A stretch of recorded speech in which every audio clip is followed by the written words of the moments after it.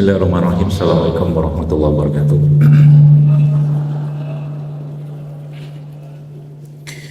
Alhamdulillah. Alhamdulillahi bi ni'matihi tatimmu shalih. Asyhadu an la ilaha illallah wahdahu la syarika lahu wa asyhadu anna Muhammadan abduhu wa rasuluhu nabiyya ba'da. Allahumma shalli wa sallim ala Muhammad wa ala ali Muhammad kama shallaita ala Ibrahim wa ala ali Ibrahim innaka Hamidum Majid. Allahumma barik ala Muhammad wa ala ali Muhammad kama barakta ala Ibrahim wa ala ali Ibrahim innaka Hamidum Majid. Qala Allah Ta'ala fil Qur'anil Karim, a'udzu billahi minasyaitonir rajim. Bismillahirrahmanirrahim. Alif Lam Mim. Zalikal kitabu la raiba fihi hudal lil muttaqin. Alladzina yu'minuna bil ghaibi wa yuqimuna sholata wa mimma razaqnahum yunfiqun. Walladzina yu'minuna bima unzila ilaika wa ma unzila min qablik wa bil akhirati hum yuqinun ulaika ala hudan min rabbihim wa ulaika humul muflihun. Wa qala aidan qul in kuntum tuhibbunallaha fattabi'uni yuhibbukumullah wa yaghfir lakum dzunubakum wallahu ghafurur rahim. Pertama dan utama tentunya kita bersyukur kepada Allah Subhanahu wa Ta'ala atas begitu banyak nikmat yang Allah masih sempatkan kita untuk menyelesaikan kurang lebih 19 atau 20 hari Ramadan yang sudah berlalu ini, dan mudah-mudahan itu menjadi sebuah kebahagiaan dalam hati kita, karena Nabi pun menyampaikan bahwa orang berpuasa itu kondisinya adalah berbahagia.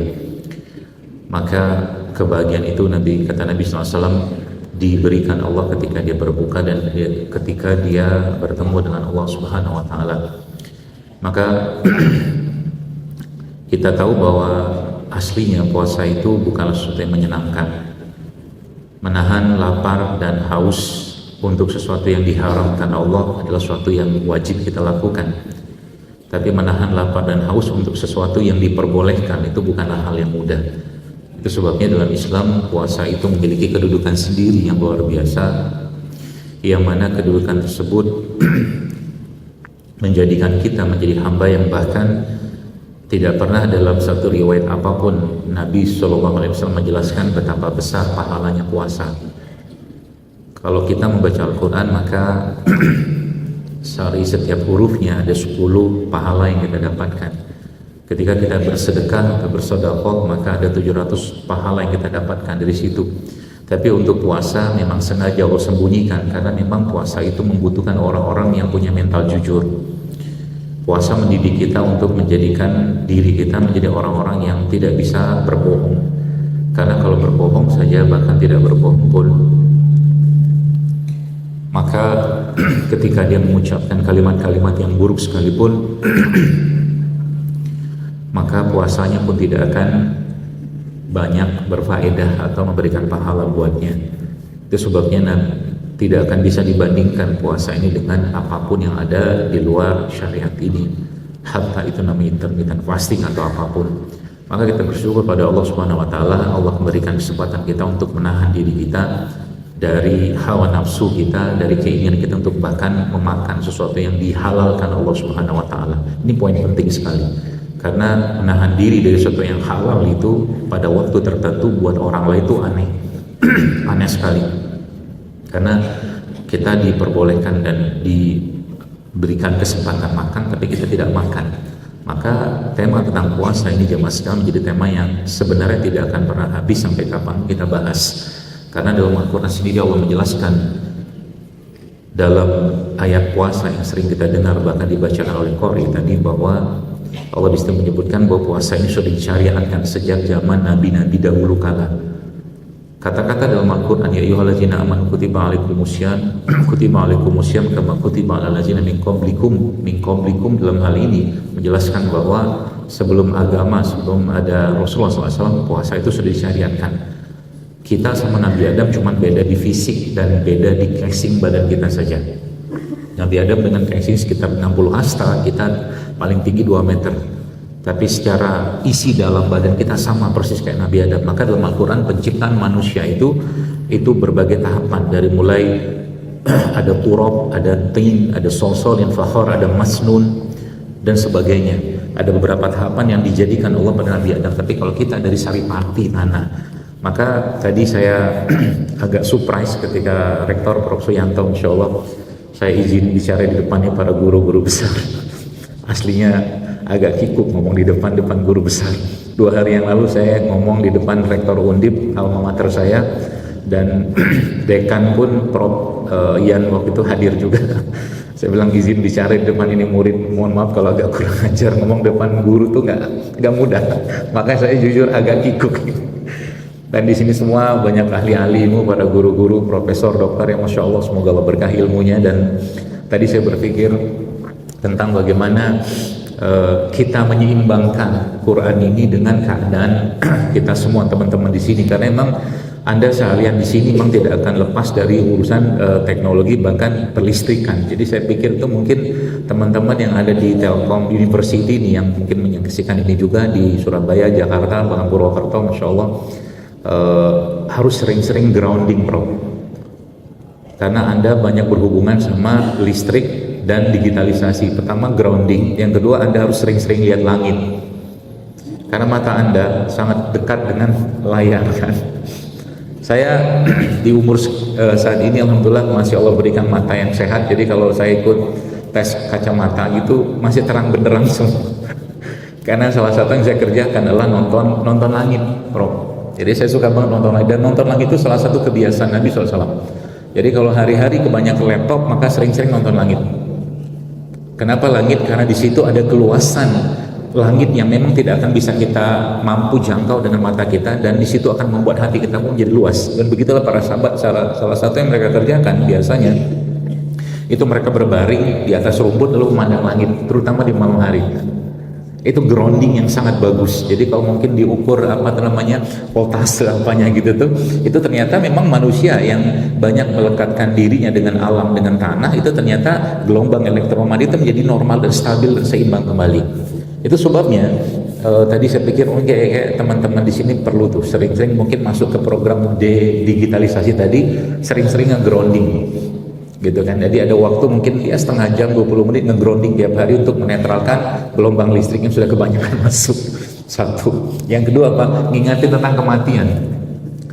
Tentang kematian. Saya tadi berpikir masya Allah ya, salah satu yang disunahkan Nabi kita alaihi salatu wassalam itu masya Allah, Nabi kita teman-teman sekalian, bapak ibu sekalian, yang uniknya Nabi itu kan kita tahu Nabi itu nggak bisa tulis baca, tapi pintarnya minta ampun ya.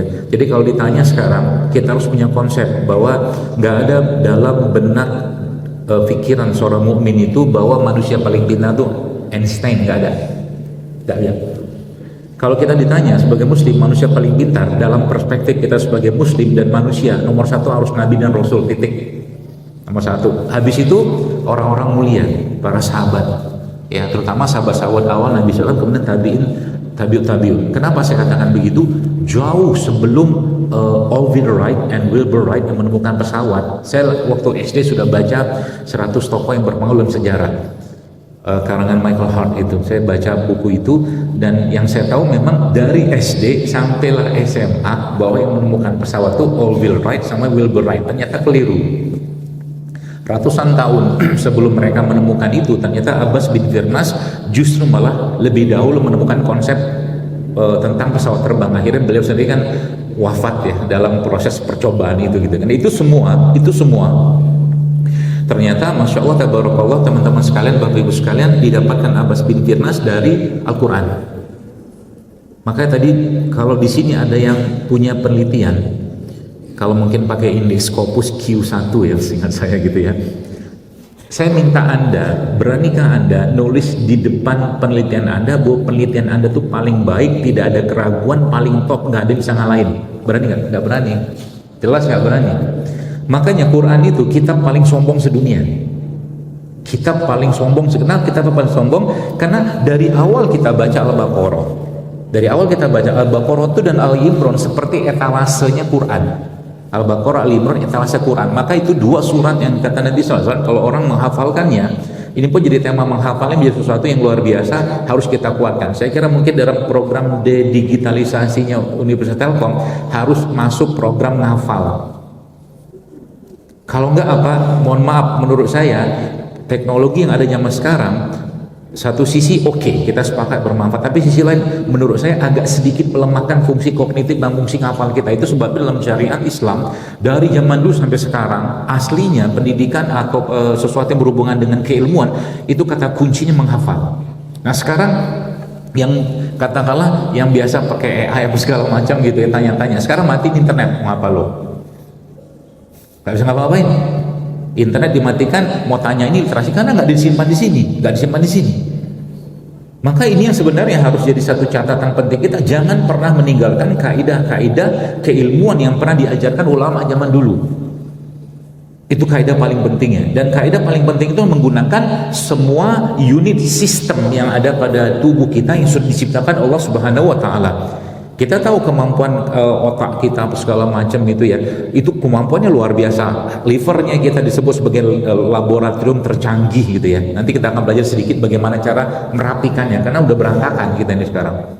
Ya, kalau kita lihat bagaimana berantakan itu ya Indonesia lah, kita tahu bahwa di bulan Ramadan kayak begini, harusnya ini bulan banyak makan atau kurang makan? Kurang makan. Harusnya bulan ini ngurangi makan, harusnya di bulan ini tingkat konsumerismenya kita justru malah menurun, harusnya. Tapi menariknya negeri kita ini di bulan Ramadan justru malah tingkat inflasi paling tinggi dibandingkan dengan 11 bulan yang lain setahu saya. Kenapa? Ya semua sibuk cari makan. Tadi saya agak kaget juga ini Prof. Suyanto mengatakan ternyata gara-gara tempe jadi profesor. Demi Allah Prof, saya beberapa waktu diundang sahabat saya di Unair. Beliau gara-gara siwak jadi profesor. Beliau seorang dokter gigi, meneliti tentang siwak dan hasilnya Allahu Akbar. Hanya satu siwak saja, hanya satu sunnah saja diteliti ternyata menghasilkan profesor. Dan itu diundang semua dan saya hadir juga di situ. Bahkan rektor UNER juga menyapa saya saat itu. Masya Allah, saya bilang gara-gara siwak jadi profesor. Ternyata orang Indonesia ini kalau dikumpulkan sikat giginya kita, sikat giginya itu 1 bulan atau 1 tahun itu kayak 7 lapangan sepak bola kata beliau. Isi pasta isinya itu semua dengan brush teeth-nya kita atau sikat giginya kita itu. Ternyata siwak memberikan solusi yang semuanya menyelesaikan masalah, mulai dari limbahnya segala macam, termasuk juga ternyata siwak itu saya perhatikan juga gigi kita ini. Kalau kita belajar tentang bagaimana gigi itu, subhanallah ya, Nabi kita alaihissalam ketika wafat tidak minta diambilkan madu, tidak minta diambilkan habatus sauda, zaitun, tin, tapi Nabi kita alaihissalam ketika mau wafat minta diambilkan siwak. Itu salah satu hadis yang beliau pakai. Ternyata waktu beliau alaihissalam wafat itu, beliau alaihissalam itu ternyata meminta Aisyah untuk mengambilkan siwak untuk beliau bersiwak dengan itu. Saya baru tahu juga ternyata gigi ini hubungannya sama jantung. Gigi hubungan sama otak. Mau pintar jantung, mau pintar otak, benerin gigi. Maka karang gigi seseorang itu aslinya bukan cuma gara-gara dia banyak makanan bersifat asam, tapi itu tanda jantungnya bermasalah juga. Plak-plak dalam dirinya itu bisa dilihat dari berapa banyak karang giginya. Orang yang makannya bener, karang giginya insya Allah nggak masalah, nggak bakal banyak. Itu sebabnya Nabi kita itu, saya membayangkan Rasulullah itu seperti prototipe manusia surga yang Allah ciptakan di bumi, Bapak sekalian. Prototipe manusia surga diciptakan Allah di bumi. Apa yang menariknya? Karena di surga, prototipe manusia surga diciptakan Allah di bumi. Di surga itu kan kita hampir seluruh yang kita makan kan tidak lagi jadi waste, gak jadi lagi waste. Semua yang kita makan itu bahkan keluarnya cuman keringat saja. Itu pun baunya wangi. Gak ada ingus, gak ada ludah, gak ada BAB, gak ada kencing, semua gak ada di surga. Dan Allah menciptakan satu prototipe manusia surganya, itu bernama Muhammad alaihissalam, yang kata Abu Bakar As-Siddiq radhiyallahu anhu ketika beliau mencium tubuhnya Nabi dan keningnya Nabi waktu beliau sallallahu alaihi wasallam, beliau mengatakan, benarlah engkau ya Rasulullah, tubuhmu wangi ketika engkau hidup dan tubuhmu wangi ketika engkau wafat. Itu sebabnya seluruh bagian Nabi SAW, seluruh bagian tubuh Nabi itu punya barokah luar biasa. Ini berlaku hanya Nabi saja ya. Jangan tambah-tambahkan yang lain ya. Hanya Nabi, ludahnya, keringatnya, bahkan darahnya. Dalam sebutkan dalam suatu riwayat Nabi SAW dibekam, kemudian darahnya itu diminta salah satu sahabat untuk disimpan. Kata Nabi, simpan di tempat yang tidak diketahui, yang tidak dilihat oleh orang lain. Sahabatnya kan ngerti, ini barang bagus. Akhirnya dia simpan di tempat yang tidak dilihat orang lain dengan cara diminum sama dia darah Nabi itu. Dan sampai akhir hayatnya sahabat tersebut wafat, Allahu Akbar, nggak pernah sakit, sehat, kuatnya minta ampun, gara-gara minum darah Nabi. Nabi only ya. Kata-kata Nabi only ini biasanya banyak yang senyum kalau saya ngisi di pondok. Gitu ya, Nabi only, hanya berlaku buat Nabi saja, lain enggak ya. Kalau cerita barokahnya tubuhnya itu ya. Baik, jadi kalau kita pelajari Quran ini dulu jamaah sekalian, emang kitab tadi saya kata kitab sombong. Kita mau tahu apa, cari tahu apa, semua asli dalam Al-Quran. Kalau itu penting, ingat kaidahnya, kalau yang kita sampaikan, kita pelajari itu penting, maka yakinlah Quran pasti menyampaikan itu dalam Quran, pasti. Itu kaidah utamanya. Tinggal ini kita pakai bagaimana Umar bin Khattab mengatakan, kalau aku punya jarumku ini jatuh dalam jerami, kata Umar, dan aku tidak tahu di mana jarum itu, maka aku akan buka Quran untuk mencari tahu di mana jarum tadi. Pertanyaannya, apakah Quran ngasih tahu di mana jarum itu berada? Jelas tidak. Jelas. Tapi pertama, ini bentuk kedekatan mereka dengan Quran. Saya membayangkan kalau seandainya program-program Quranisasi itu ya dimasukkan ke mahasiswa muslim khususnya, itu Masya Allah ya, apa butuh sedikit, jadi setiap lihat pohon, lihat bintang, lihat apa, lihat ini, semua itu sudah dihubungkan dengan ilmunya, pasti ketemu banyak penemuan. Kadang-kadang saya mikir dahsyatnya Cordoba dan Andalusia saat itu, yang dimana saat itu kita tahu, apalagi di zamannya Khalifah Harun bin Abdul Rashid itu, di zaman dinasti Abbasiyah itu, ini kan semua mereka kembalikan pada Quran. Mau butuh ilmu apa, semua ada Quran. Makanya Quran itu sudah jelas-jelas dibacakan oleh Qori tadi. Syahrul Ramadan allazi unzila fihi al-Quran hudal linas wa bain wa furqan. Hudal linas wa bain wal furqan. 3 komponen itu yang ada pada Quran, membedakan semua. Yang pertama sebagai petunjuk. Petunjuk itu, kalau bicara petunjuk, maka otomatis kita harus tahu ya, jalan ke kiri, jalan ke kanan, semua pakai Quran. Ketika sesuatu dilanggar berdasarkan apa yang ada pada Quran, maka pasti manusia itu akan bermasalah. Yang bermasalah apa? Kemungkinan 3. Pertama, iman atau ruhnya dia. Yang kedua, jiwanya, hatinya atau nafsunya nanti kacau. Yang ketiga, jasad. Contoh kita bahas contoh sedikit. Saya semangat tapi kecepatan ngomongnya enggak? Oh enggak. Saking antusiasnya. Ditonton sama profesor. Kajian disaksikan rektor, Masya Allah. Semoga Allah berkahi ilmunya, bro. Masya Allah. Contoh, bicara tentang tidur. Anda mau sehat kayak apapun, mau makan sehat kayak apapun, minum sehat kayak apapun, demi Allah kalau tidurnya berantakan, gak bakal sehat. 1. Itu sebabnya dalam Al-Quran Allah sudah kasih tahu. Kata-kata tidur dalam Al-Quran itu, Allah menggunakan 2 kata. Pertama naum, yang kedua subata. Subata itu adalah kalimat di mana kita mendapatkan ketika Nabi kita alaihi salatu wassalam mau tidur, Nabi beradab dengan tidurnya. Nabi beradab dengan, kalau naum Anda baring sini tidur aja. Subata itu bahasa di situ dipakai adalah ternyata ketika seseorang itu tidur dengan menggunakan atau kaidah peradaban yang sangat tinggi, sebagaimana Nabi menjelaskan. Nabi kan kalau mau tidur baca Al-Mulk, baca Sajadah, baca 3 ayat terakhir ayat kursi, Al-Baqarah, maaf, kemudian baca Qul ya ayyuhal kafirun, kemudian baca lagi menjelang tidur pun baca ayat kursi, baca Al-Ikhlas, Al-Falaq, An-Nas. Itu adab yang luar biasa. Tahu nggak kenapa Nabi kita alaihissalatu wassalam beradab luar biasa kayak begitu? Karena waktu tidur itu kita nggak bisa ngapa-ngapain. Allah subhanahu wa ta'ala dengan sistem yang dibenamkan dalam diri kita, ya, sistem fisik yang dibenamkan, akhirnya apa? Bahasa hadisnya, ruhnya orang tidur itu dicabut oleh Allah, diambil oleh Allah untuk digenggam oleh tangannya Allah. Tangan Allah kayak apa? Laisa kamitslihi syai'un. Tangan Allah itu tidak seperti tangan manusia pastinya.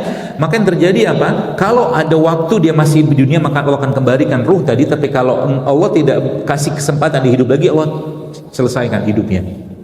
Dan menariknya apa? Semua sistem kita pada saat tidur itu diriset. Growth hormon, sistem riset, bahkan autofagi pun jalan. Itu sebabnya dalam tema tidur saja Nabi kita SAW sebagai prototipe teladan manusia terbaik yang pernah Allah ciptakan di muka bumi ini, sebagai manusia paling pintar. Manusia paling pintar pertama siapa? Adam alaihissalam. Kenapa saya ngomong begini? Karena Allah sudah menjelaskan wa 'allama Adam al-asma'a kullaha. Allah mengajarkan Nabi Adam semuanya, bahkan saking banyak diajarkan sama Nabi Adam, malaikat pun termasuk disuruh bersujud kepada Nabi Adam, iblis pun juga sampai disuruh bersujud karena pintar Nabi Adam, pintarnya Nabi Adam. Jadi Nabi Adam itu diajarkan Allah semuanya, kullaha, kata Allah dalam Al-Quran. Nah, Nabi kita SAW juga disebutkan, titik kita bicara tentang waja'alna laila libasa, kata Allah, dan kami jadikan malam sebagai tidurnya kalian, istirahat kalian, dan sebagai istirahatnya kalian, kata Allah. Maka jangan dilanggar. Kalau waktunya tidur, tidur. Kemarin pas di Semarang saya ngisi di anak-anak mahasiswa, dok, kalau kami mahasiswa kan sering begadang gitu kan, ngerjakan ini segala macam. Saya bilang oke, gak apa-apa begadang, tapi begadangnya diubah sedikit. Saya bilang Anda maksain diri untuk mengerjakan pekerjaan dalam kondisi badan sudah hektik, sudah capek luar biasa, percaya tidak akan berkualitas. Mendingan habis Isya Anda tidur. Saya bilang 8 jam 9 tidur, nanti jam 11 jam 1 Anda bangun, sholat tahajud sebentar, witir sebentar, habis itu ngerjain. Itulah yang dikerjakan Imam Syafi'i. Ketika bicara malam hari, Imam Syafi'i membagi 3 waktunya, waktu buat sholat, waktu buat nulis, waktu buat Quran. Akhirnya menjadi orang pintar kayak begitu. 10 tahun sudah selesai Quran. Kita 10 tahun ngapain? Gak ngapain, saya juga sama gitu loh.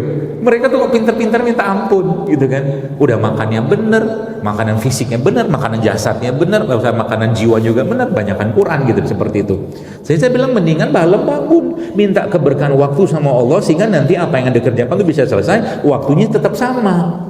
Kadang-kadang kita nih dalam urusan dunia kita menggunakan kata wasari'u untuk urusan dunia ya.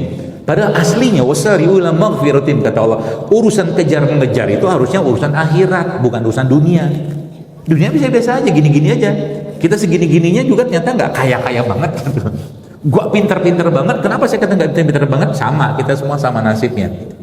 Imam Nawawi rahimahullah yang ngarang kitab Riyadhus Shalihin, teman-teman sekalian, itu kan wafat umur 45 atau 46 tahun. Itu pernah dihitung kitab yang beliau tulis itu dari zaman beliau sudah bisa nulis kitab sampailah akhir hayatnya, per hari menulis 40 halaman berhari. Kita beri salah satu legendnya kan kitab Riyadhus Shalihin Imam Nawawi rahimahullah itu ya. Jadi saya katakan iya ya, waktunya sama, kitabnya sama, segala macam. Apa bedanya kita sama mereka? Bedanya adalah kedekatan kita dengan Quran, itu aja. Mereka begitu dekat dengan Quran, jamaah sekalian, sebagaimana dekatnya kita dengan WhatsApp dan gadgetnya kita. Itu aja. Maka kalau udah kayak begini, Ramadan kayak begini, kalau saya Ramadan kayak begini, teman-teman sekalian, jamaah sekalian, kalau ditanya tentang makanan, saya udah tema tentang makanan saya cut habis-habisan di Ramadan. Bahasanya apa? Ramadan ini aslinya adalah bulan ngikat hawa nafsu sebenarnya. Satu. Yang kedua apa? Bulan yang sebenarnya Allah sudah menyiapkan kita, Allah siapkan perangkat dalam tubuh kita bernama otofagi. Otofagi itu untuk melisiskan sel yang rusak. Sehingga kalau kita bicara puasa atau mau Ramadan ini sebenarnya, ini kalau kita lihat sebenarnya proses itu sedang terjadi terus. Ya, apalagi Anda mau prolong, katakanlah kayak begini. Misal nih, saya tantang laki-laki bagi bapak sekalian, misalkan data menyebutkan bahwa ternyata laki-laki yang berumur 30 tahun, laki-laki yang berumur 30 tahun di tahun 2000-an kayak sekarang ini, itu kadar testosteronnya sama dengan kadar hormon laki-laki sama dengan laki-laki yang berumur 60 tahun di tahun 80-an. Jauh banget. 30 ke 60. Terus apa yang terjadi? Gak ada sikap. Gak ada sikap. Buktinya gak ada sikap apa? Anda pergi deh sholat di luar. Susah nggak nyuruh jadi imam? Susah. Silakan pak, silakan pak. Gak ada yang cocok jadi imam.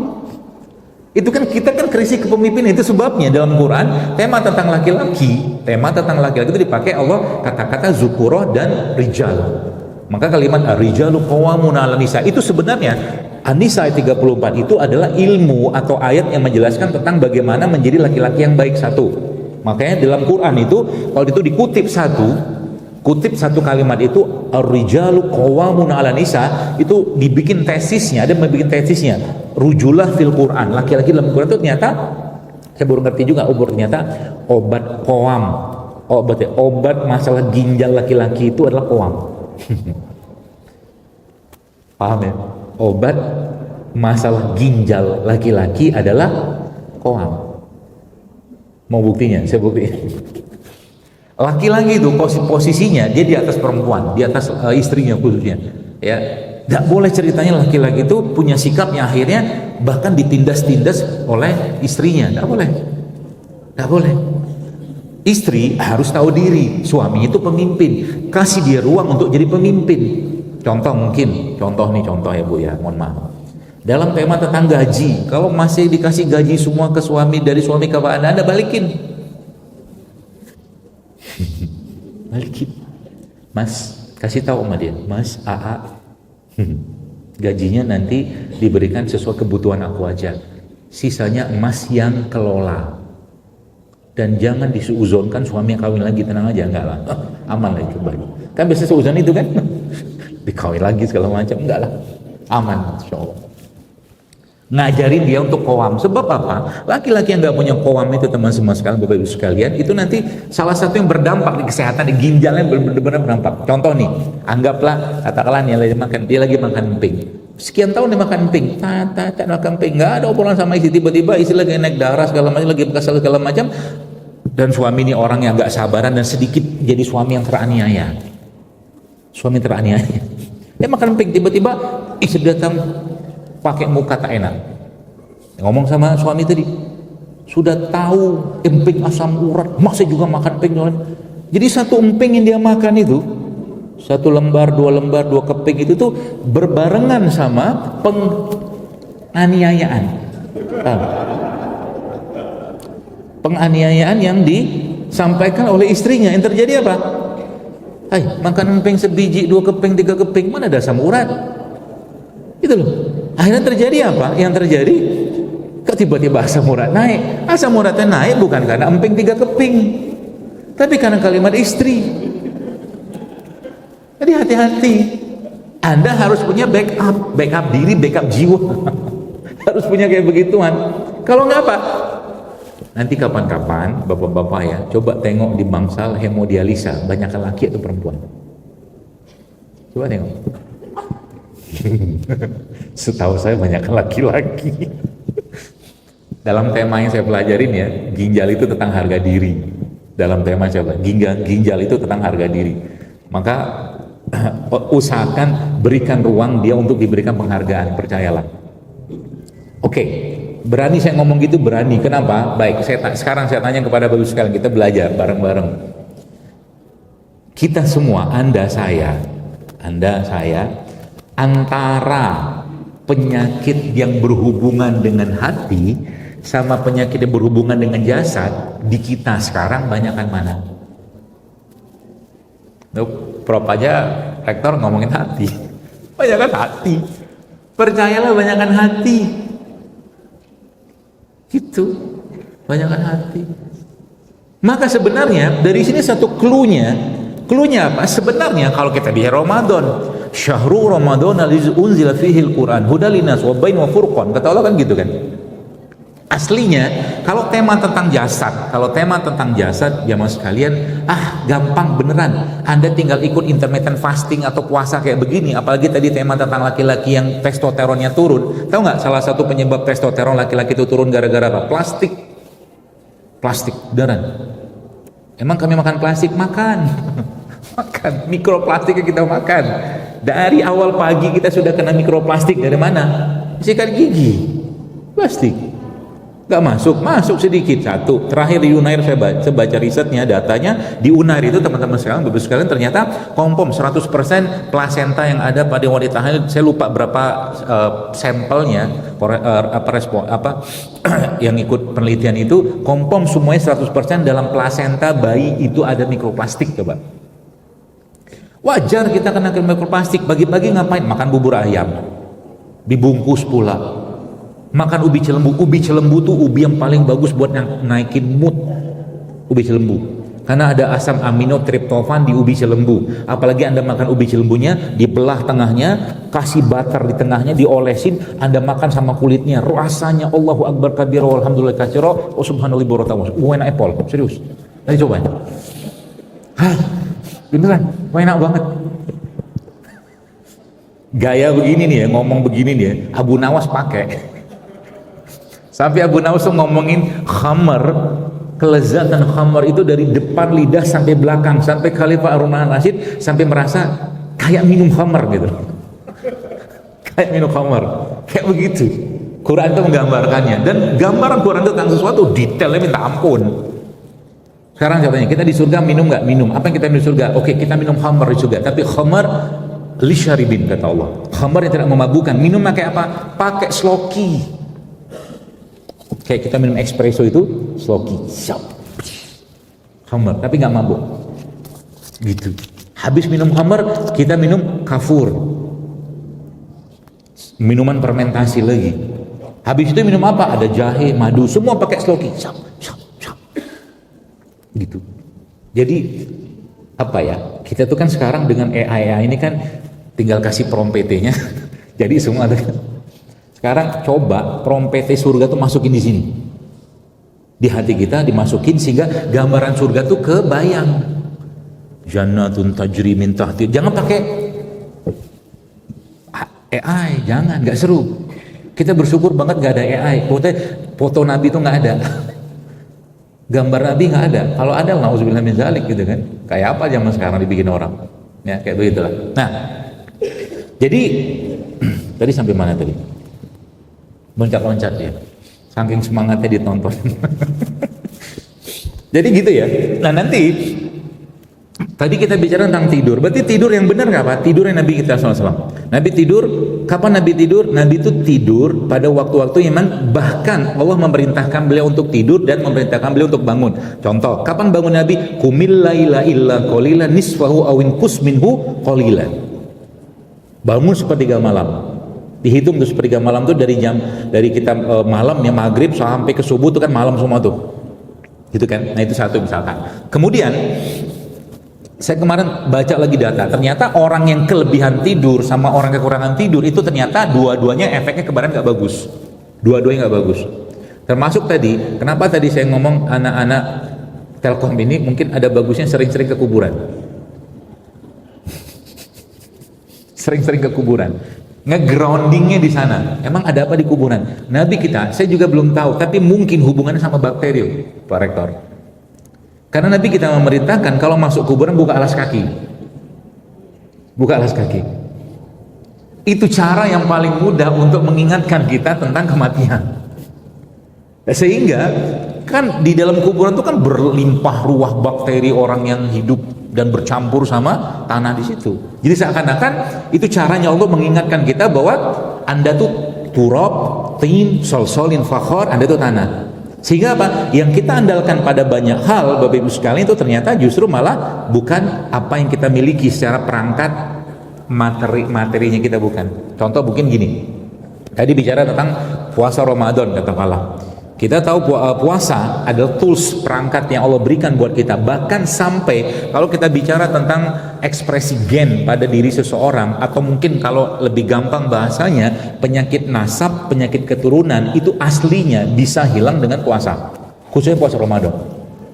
Kalau tadi tema tentang laki-laki yang tadi testosteronnya katakanlah turun, paling gampang apa? Nanti sahur Anda pakai air putih, buka pakai air putih. Jadi sampai ke sahur nanti berikutnya baru Anda makan lagi. 24 jam seseorang tidak makan dan cuma minum air putih, kita sebut dengan water fasting, seluruh sistemnya khususnya hormon, khususnya testosteron naik semua. Itu dahsyatnya kayak begitu. Apa yang terjadi kalau seseorang itu testosteronnya naik?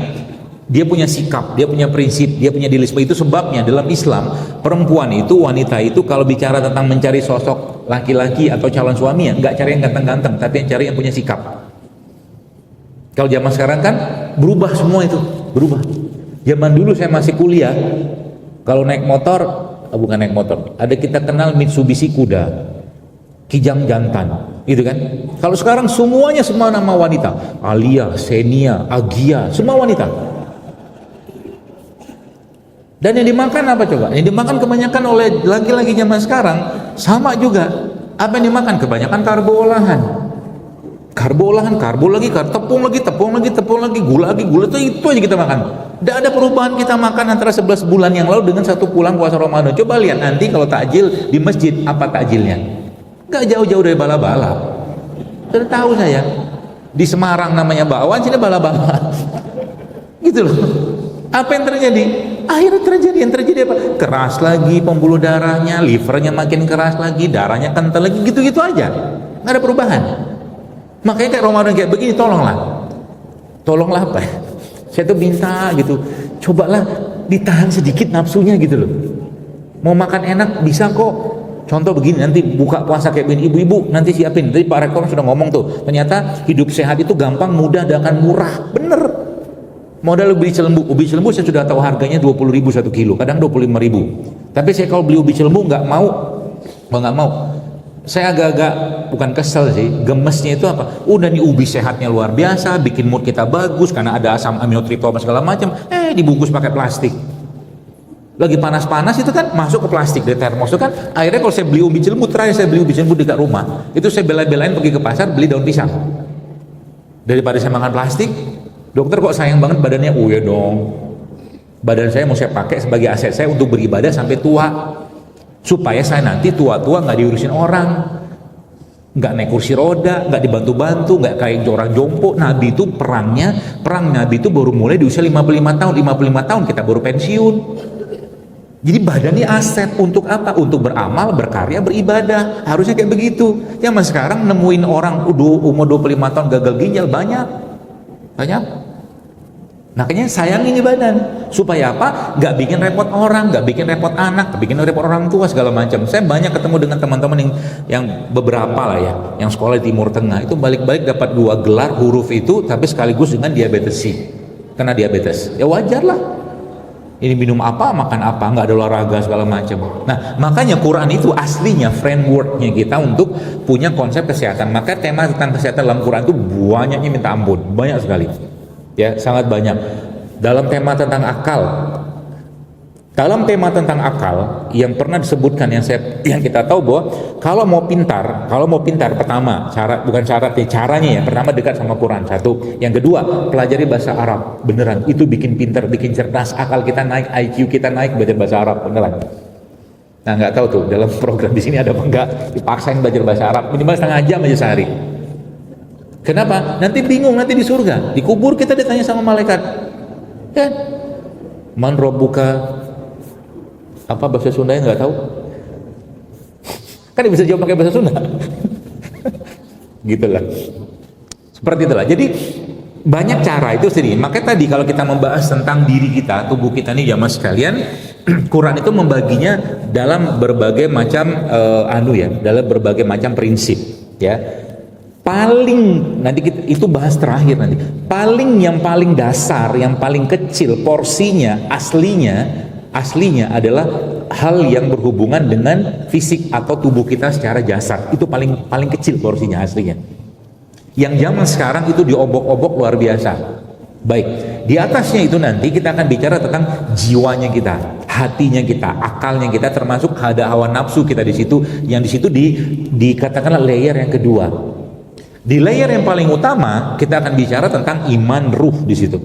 Quran membagi itu semua, sehingga kalau seandainya kita sekarang bicara tentang penyakit-penyakit, sekarang kan lagi tren-trennya mental illness, penyakit kejiwaan segala macam. Bapak Ibu sekalian, percayalah, Quran sudah jauh lama membahas tentang itu dari zaman dulu. Dan kalau ini sudah bermasalah, katakanlah layer itu ada 3. Yang pertama di sini ada iman atau ruhnya, yang kedua di sini ada layer yang kedua ada jiwa, akal, hati kita, ruhnya nafsunya kita, yang ketiga ini adalah jasad yang kita. Ini bermasalah 2 ini. Baik, kita bahas. Apakah orang yang tiap hari makan gula olahan, ya, tiap hari makan gula olahan itu mereka tidak tahu bahwa yang mereka makan itu nggak sehat? Tahu banget. Apakah orang yang tiap hari makan yang dipakai digoreng dengan minyak-minyak yang tidak sehat gitu kan, itu mereka tidak tahu kalau dia makan itu nanti pembuluh darahnya akan keras, darahnya akan kental segala macam. Tahu kok. Masalahnya mereka di mana? Di sini sebenarnya. Mereka sedang mempertahankan sesuatu yang ada dalam jiwa mereka yang mereka tidak mampu kendalikan itu. Orang yang makan katakanlah gula olahan yang luar biasa berlebihan, ada apa dengan jiwanya? Sampai di akhir memutuskan, ginilah, coba kasih kepada orang-orang yang pradiabetes atau mungkin orang yang banyak banget makan yang manis itu, makanan pahit, gak mau dia. Tapi gak mau. Gak menyenangkan buat apa? Bukan buat jasadnya, buat jiwanya. Karena hidupnya sudah kebanyakan pahit. Secara rasa, dalam tanda kutip. Sehingga yang dia butuhkan apa? Dia butuh cinta, dia butuh kasih sayang. Perlambang di situ pakai rasa bernama manis. Qadarullah yang dia makan manisnya bukan manis yang benar. Kayak begitu. Sama juga dengan orang yang makannya tadi gorengan segala macam. Pertanyaan saya sekarang, apakah itu bisa membuat pembuluh darahnya menjadi keras, darah menjadi kental segala macam? Jawabannya iya. Kenapa dia makan itu? Jawabannya pasti paling gampang, jawabannya enak. Kan gitu. Jawaban paling gampang enak. Tapi sebenarnya bukan enak yang dia sedang pertahankan. Dia sedang mempertahankan, pokoknya aku makan ini. Apa yang dipertahankan? Sikap kerasnya dia, sekalian. Makanya Al-Quran itu membagi itu semua. Artinya apa? Membuat satu konsep di mana diseimbangkan semua itu antara imannya, ruhnya segala macam. Itu sebabnya Nabi mengatakan, salah satu yang Nabi katakan adalah kalau mau makan sekalipun, ini konsep satu, konsep tentang cara makan yang baik. Wa kulu wasrubu wa la tusrifu, itu Quran ngomong kayak begitu. Satu. Nabi katakan lagi, berlebihan atau mungkin terus makan yang benar kayak apa? Makan sepertiga makanan, sepertiga minum, sepertiga udara. Itu sebabnya lagi puasa kayak begini, usahakan jangan makan sampai kenyang, karena pasti sistem kita down semua. Ya, Anda cukup makan 3, contohnya nanti contoh buka puasa nanti sore ini ya, dicobain. Mudah-mudahan diamalin. Jadi nggak ada bala-bala nanti sore. Janji ya? Ya nggak janji nggak apa-apa sih, nggak masalah. Dokter emang jadi baper kalau ketika Anda enggak lama. Karena kadang-kadang saya tadi kemarin nih siapa namanya ada kajian juga di Jakarta di Depok. Waktu selesai kajian baru selesai maghriban ada jemaah baru datang atau apa gitu kan, dia bawa bakwan lagi tuh, bilang, baru saya ngomong bakwan. Dokter nanti bakwan banget, enggak juga anti sih sebenarnya. Intinya kalau bisa Anda kendalikan dulu lah gitu loh, itu aja sebenarnya. Karena bakwan itu paling banyak enzimnya ada pada cabenya. Jadi kalau Anda mau makan bakwan enzimnya banyakin cabai, bakwan nggak usah dimakan, paling bagus. Sama kayak nasi goreng itu seratnya paling tinggi ada di acar sama daun seladanya itu loh. Itu kan nggak dimakan sama kita. Urutan makan, kemarin saya ngisi di mana tuh ya, urutan makan aja kita benerin ya. Ini kalau tema makanan sedikit kita spill. Urutan makan dibenerin ya mas sekalian, itu sudah bisa membuat gula darah Anda stabil. Contoh apa? Ketika makan, pertama kali Anda makan adalah protein dulu, sayur dulu, serat. Makan sayur dulu, habis makan sayur Anda makan protein, habis makan protein baru makan karbonya. Karbo dikit aja. Jadi banyak orang yang ketemu itu ternyata sesimpel itu sehat beneran. Cuman setan nggak mau Anda sehat beneran. Setan itu nggak mau Anda sehat. Kalau Anda sehat, imannya bener, pasti ibadah bagus. Kan masalah itu. Dan dia nggak suka dengan itu. Makanya kata-kata khutwat nanti coba cek di syekhnya kita. Syekhnya kita itu bernama Syekh GPT. Syekh GPT wa Syekh Gemini. Syekhuna. Syekhnya kita sekarang gitu. Tanya sama dia, coba cari dalam Quran berapa banyak kata khutwat di Quran. Ada beberapa tuh, di surat An-Nur ada, Al-Baqarah ada, di surat An-Naml ada, di Al-Baqarah itu 2 seingat saya. Ya kayak begitu. Sehingga Masya Allah ya teman sekalian, Quran itu lagi-lagi panduan. Nah tadi tema tentang makanan kita spill sedikit, berarti kuncinya apa? Kuncinya itu tadi diatur makanan itu, wakulu washrobu walatusribu. Nah termasuk tadi mengatur bagaimana makan tadi itu saja sudah bisa menghindarkan gula kita tidak langsung naik waktu buka puasa. Ya satu misalkan, cara gimana? Waktu berbuka puasa misalkan, kurma ganjil yang Anda makan atau kita makan sama kurma genap jumlahnya, percayalah efek ke gula darah kita tidak akan sama. Saya baru baca data lagi, ternyata makan kurma dalam jumlah ganjil itu pun kurma, nanti tinggal baca datanya. Ada kurma khalas, mejol segala macam, itu semua datanya, proteinnya, gulanya semua berbeda. Rata-rata sama, tapi jangan khawatir makan kurma itu nggak bakal diabetes kalau makannya nggak sekilo, aman. Ya, nah itu jamaah sekalian ya, masya Allah.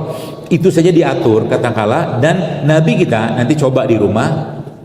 Kemarin saya berbuka itu kurmanya kita masukin butter, bijinya dibuang, masukin butter situ, atau Anda masukin almond, oke. Itu membuat gula darah kita stabil dan tubuh itu kenyang, ini minta ampun itu. Jadi makan kurma karbonya, habis makan karbo Anda makan telur rebus aja 2, 3 misalkan pada saat itu mau makan, atau habis maghrib Anda makan ada ubi cilembu sebiji gitu kan, belah tengahnya kasih butter, habis itu makan telur, udah cukup beneran. Gak ada gorengan, gak ada tepung, gak ada gula, semua dapat di situ. Dan yang terjadi apa? Pasti badannya insya Allah akan fit, insya Allah akan fit. Atau mungkin sahur nih, misalkan paling gampang misalkan sahur, gak usah banyak-banyak makan. Di sahur itu kalau Anda nggak banyak aktivitas fisik, banyakin protein sama seratnya aja. Contoh mungkin Anda makan alpukat sama telur, itu 2 aja cukup. Alpukat sama telur, udah selesai. Ya, kalau makan kurma sedikit, makan kurma. Atau kalau mau sedikit ada misalkan ubi lagi. Kenapa ubi? Ubi itu salah satu pangan serat yang sangat tinggi. Termasuk ada satu ubi yang tinggi banget antioksidannya, namanya ubi ungu. Itu yang dimakan sama orang Okinawa di Jepang, makanya panjang umur. Tapi nggak digoreng sama mereka, dikukus, dibikin bola-bola gitu. Di Jepang itu, kalau Anda baca di satu stasiun televisi berbayar, ada namanya 100 and Life itu, di situ sebutkan bahwa ternyata salah satu makanan orang Okinawa itu ubi yang pertama. Ini pakai kaidahnya di Ramadan ya. Yang kedua, mereka tidak akan pernah meninggalkan makanan fermentasi, salah satu bernama natto. Kedelai yang difermentasi. Kedelai. Kalau kita apa? Tauco. Kan fermentasi itu. Maka salah satu cara untuk jaga kesehatan badan kita ini, kalau secara fisik ya, nanti kita akan bahas secara jiwanya, itu jangan pernah meninggalkan makanan yang difermentasi setiap hari. Apapun itu bentuknya, makanlah. Tadi Prof. Suyanto tadi sudah mengatakan, beliau waktu zaman COVID dulu kan makan tempe. Tempe itu makanan fermentasi paling top di dunia aslinya. Semua gini, dalam tempe kedelainya itu ada kalsium, magnesium, kalium, natrium, segala macam tuh. Itu semua yang ada pada kedelai tadi ketika difermentasi naik semua kadarnya. Maka semua difermentasi itu efeknya ke badan kita jauh lebih powerful. Itu sebabnya zaman dulu orang zaman pasti ada dalam itu mereka kaidah pengobatan atau makanan sehari mereka tuh pasti ada makanan fermentasi. Indonesia juga sama aslinya. Salah satu yang kita makan ya tadi ya, ada tauco, ada acar, tapi acar itu kan nggak fermentasi banget ya, karena memang cukanya beberapa menggunakan cuka-cuka sintetik gitu kan.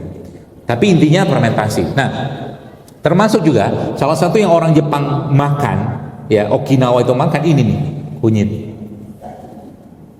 Saya itu kalau ngomong ginian, WD-nya minta ampun saya, demi Allah. Kenapa? Saya melihat dengan mata kepala saya, testimoni segala macam orang-orang makan begini doang nih. Tadi Prof kan tadi bicara tentang bagaimana air kelapa ketemu nanas, ketemu serai Prof ya. Itu semuanya enzim sejadi-jadinya itu. Nanas itu bonggolnya, Anda makan bonggol nanas sama pepaya, nanti dibikin di rumah. Ini namanya makanan atau minuman enzim. Nanti buka nanti ambil nanas, cari dosa yang terlalu tua, nanti yang masih agak mengkel mentah gitu, bonggolnya ambil, potong, terus Anda ambil pepaya. Ya, pepaya itu kemudian dikerok aja, campurkan sama nanas tadi itu, kasih jeruk nipis, kasih madu, kasih garam, udah Anda full enzim gitu. Kalau mau kasih lemak bisa, itu nanti si pepaya sama nanas tadi itu Anda ambilkan, Anda tambahkan sedikit dengan kelapa tua yang dipotong-potong kecil yang masih bisa dikunyah, masukin situ. Itu lemak dapat, serat dapat, enzim dapat, vitaminnya dapat berlimpah ruah. Modal itu doang. Kenyang. Habis itu makan telur. Telur nih superfood luar biasa. Cuman kita tuh kadang-kadang ya, saya kadang-kadang bingung. Banyakkan apa-apa yang Allah sebutkan atau mungkin yang harusnya menjadi sehat, harusnya sehat, itu sering kita fitnah. Kita curigain. Contoh mungkin telur. Kalau saya ngomong telur yang banyak di pikiran orang, kayak kolesterol lah, apa, itu aja dipikirin. Padahal telur itu superfood paling top. Makanya sekarang saya di rumah, gara-gara sudah tahu kayak begini, akhirnya saya sekarang beternak ayam, bro. Dan ayamnya itu awalnya saya beli cuma jago doang, ayam putih jago gede gitu, kelihatan dia kesepian. Akhirnya saya carikan pasangan dia, sekarang mereka hidup bahagia, alhamdulillah. Saking bahagianya anak sudah banyak, telur sudah banyak, oh ternyata semudah itu gitu loh. Karena pelihara ayam gitu kan, makanya kalau tema tentang dedigitalisasi itu mau dipakai, saran saya salah satunya apa? Manusia itu kalau kita belajar dari bagaimana Allah menjelaskan tentang tin, solsolin, fakhor, masnun segala macam, maka jangan pernah melepaskan diri dari alam. Tidak bisa. Manusia pasti akan sakit kalau melepaskan dirinya dari alam.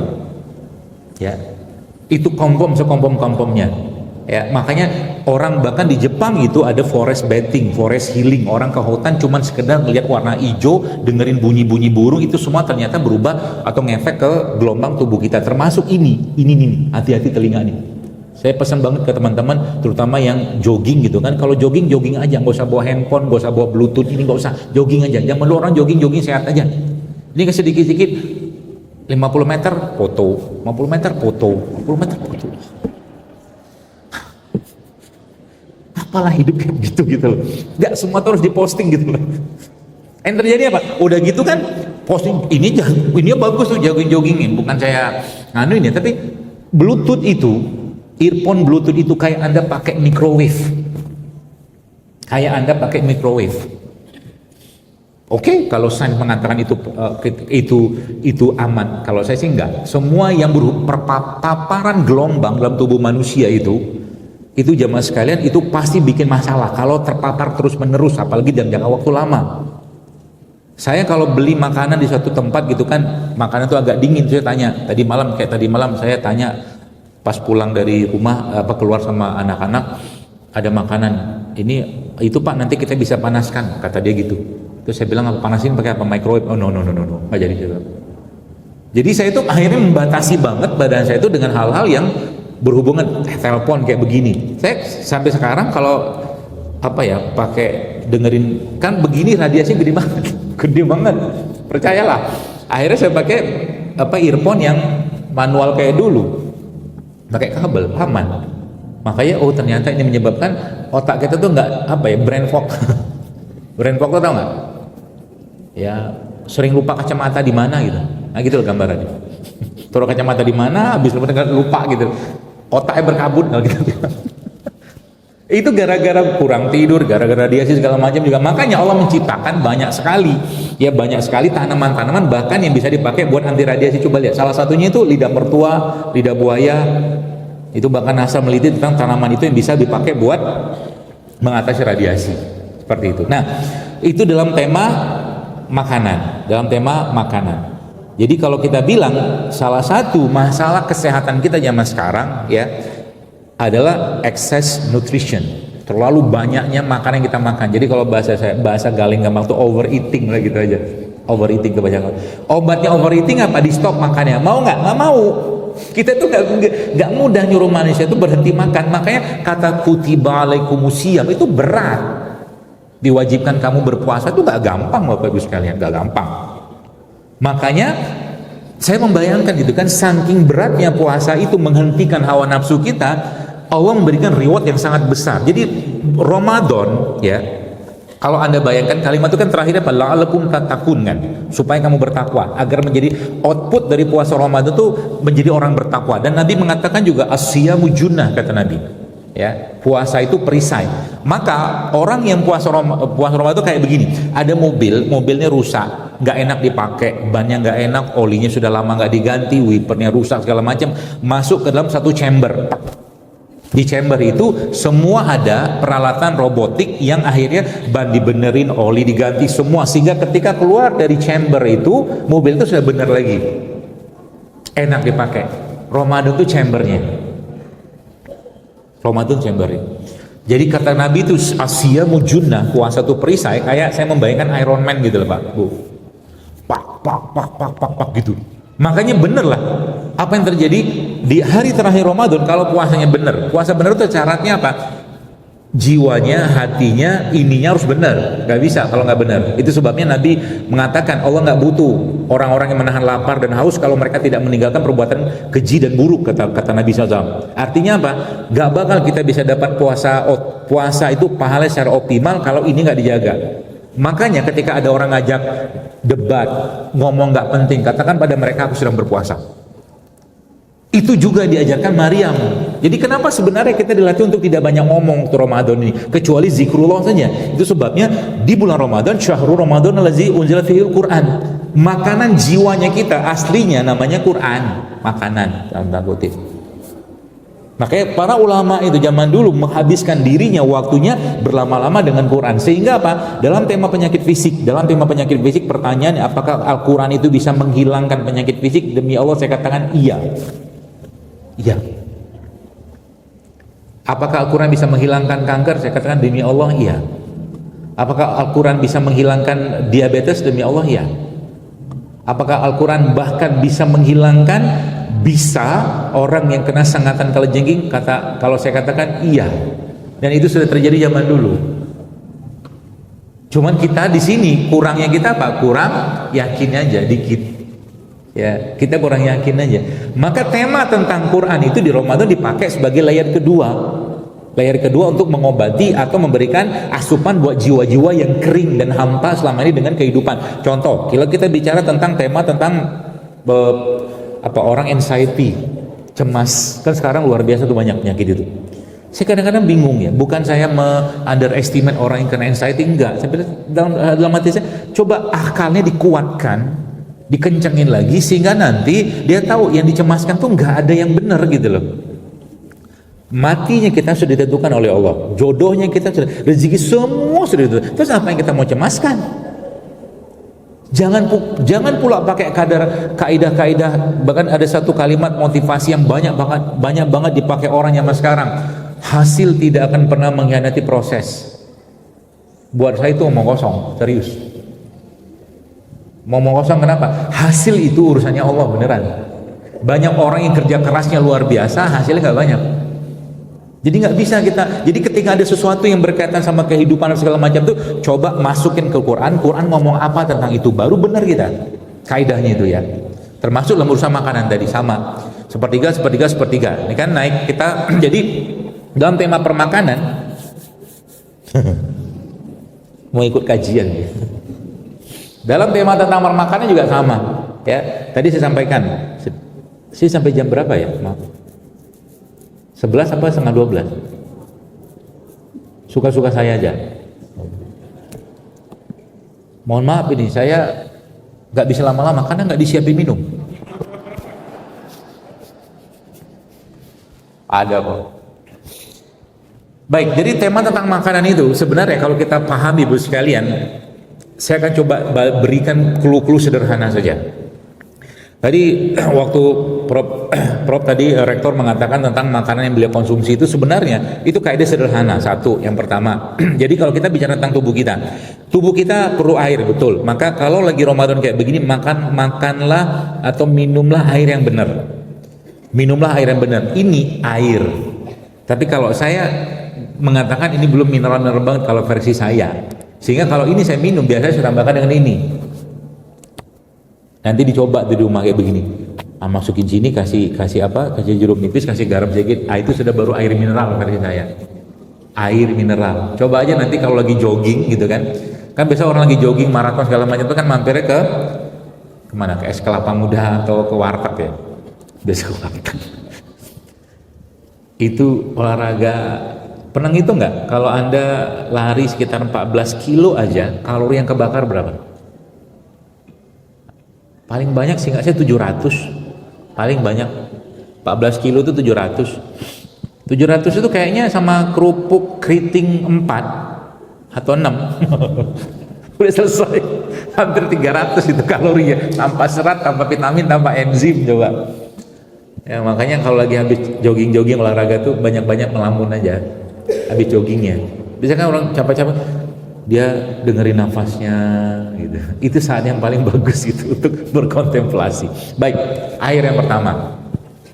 Air dibenerin tuh. Temanya tentang air. Maka kalau tema tentang air yang kita butuhkan air mineral. Cara bikin air mineral paling gampang, air kasih garam itu paling gampang. Garam yang benar. Jangan garam refinasi. Yang saya maksud ini garam non refinasi. Minimal air tambah garam. Dikit aja, nggak usah banyak-banyak. Itu air mineral. Atau tambahkan ini juga bisa. Satu, air mineral. Atau paling gampang air isotonik terbaik di dunia, namanya air kelapa. Air kelapa itu air isotonik di dunia. Air kelapa mana? Muda boleh, tua boleh. Kalau mau hemat cari yang tua aja.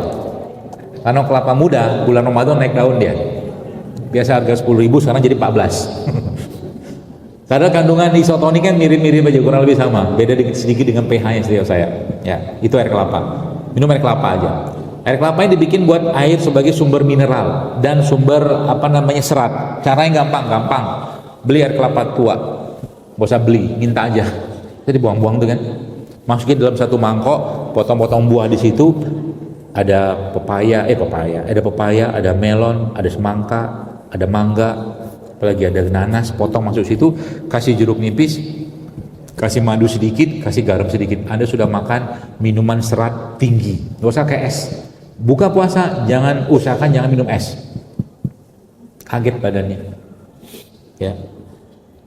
Kalau iya, karena saya itu bersyukur Bapak sekalian, kadang-kadang Ramadan kayak begini saya sampai hari ini saya nggak ada ngisi kajian buka bersama. Saya bahagia. Kenapa? Saya khawatir aja habis ngisi kajian nggak banyak yang dimakan tuh makanan. Biasanya begitu, pernah satu hari begitu. Dok, kok saya rasa bersalah ya sekarang? Iya harus bener itu, berarti kajiannya bener gitu kan, merasa bersalah gitu kan. Capek bubui-bui saya ngomong segala macam, masih juga makan gorengan. Misalkan kayak begitu.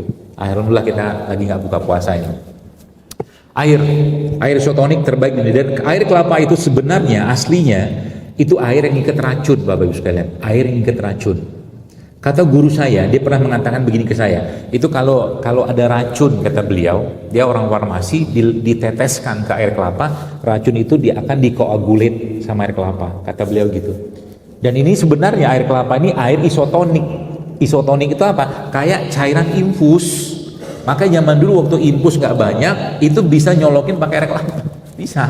Karena sama persis tonisitasnya dengan yang ada pada gula darah kita. Itu air. Lalu naik ke berikutnya, kita makan karbo. Oke, kita semua butuh karbo, betul. Ya, meskipun Ramadan kayak begini, aslinya kita nggak butuh-butuh amat. Kalau aktivitas kita tidak banyak aktivitas fisik. Maka kalau tema fat loss dipakai di Ramadan, ini program 30 hari nih fat lossnya kalau dikerjakan bener-bener Allahu Akbar, dahsyat hasilnya. Cuma fat loss doang. Cuma Ramadan itu atau puasa itu sebenarnya dia cuma bukan ngurusin fat loss doang, seluruh sistem kayak tadi masuk ke chamber tadi dibenerin semua sama dia, tapi syarat ketentuannya berlaku. Syarat ketentuan berlaku. Syarat ketentuan berlakunya apa? S dan K-nya berlaku. Apa itu? Kalau makan yang nggak benar nggak bisa. Nggak bisa. Ya, makanya di Ramadan kayak begini, kalau saya memang bener-bener ngiketin hawa nafsu saya, sehingga apa?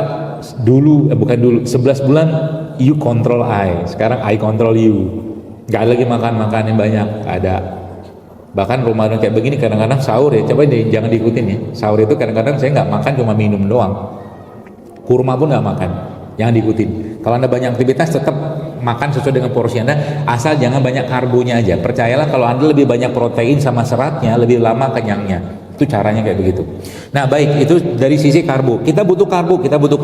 Maka banyak karbo yang kita makan ya mas sekalian menyebabkan apa? Menyebabkan akhirnya ngantuk karena kebanyakan gula. Caranya gimana supaya tidak banyak gula atau tidak terlalu naik gulanya ketika makan? Karbonya cari karbo yang masih tinggi seratnya. Paling gampang tuh umbi-umbian, paling gampang. Ya, paling gampang. Atau kalau enggak tadi ya buah-buahan, karena kan dia mengandung gula buah segala macam, itu seperti itu juga bisa. Kemudian naik ke lemaknya juga, protein. Kalau saya boleh saran ya, Ramadan ini coba kurangi semua protein yang digoreng. Kukus, rebus, itu aja. Itu efeknya dahsyat banget. Ya. Jadi kalau makan pepes tahu, misalkan, atau dibakar atau dipanggang lah, kayak begitu juga oke tuh. Itu juga bisa. Kemudian masuk ke lemak. Lemak yang banyak dimakan ketika orang di Ramadan itu kebanyakan lemak yang berhubungan atau lemak yang bikin gak sehat. Makanya lemak yang harus kita makan di sini sebaiknya lemak yang bikin kuat badan kita. Contoh alpukat, VCO, zaitun segala macam itu juga bisa. Kemudian baru lagi ke vitamin serat. Sekarang itu dapatkan dari mana? Dari buah-buahan. Baru kita bicara kayak beginian. Kebutuhannya apa? Oke, mau benerin jantung misalkan. Mau benerin jantung gampang. Misalkan nih ya, sahur itu misalkan Anda makan alpukat sama telur, ya, minumnya ini sama chia seed, gitu, bisa. Atau kalau enggak Anda minum ini jahe serai sama ini, atau ini jahe serai sama ketumbar. Ini buat jantung oke. Ketumbarnya diancur-ancurin, Jahenya digeprek, kunyitnya digeprek, serainya digeprek, kasih air panas, sudah. Minum tiap hari, jantung akan oke. Gampang? Gampang. Ngerjainnya susah. Makanya harus, tadi kan rektor menyampaikan harus kolaborasi sama istri. Kalau udah istri yang buatin, aman kita. Gitu ya. Kemudian apa lagi misalkan ini. Tadi saya cerita tentang plastik. Salah satu yang bisa, jadi plastik itu ketika masuk dalam tubuh kita zaman sekarang tidak akan bisa diurai karena dia tidak akan bisa dicerna atau tidak bisa dicerna. Yang bisa dilakukan adalah dengan mengikatnya. Salah satu yang bisa mengikatnya ini asam.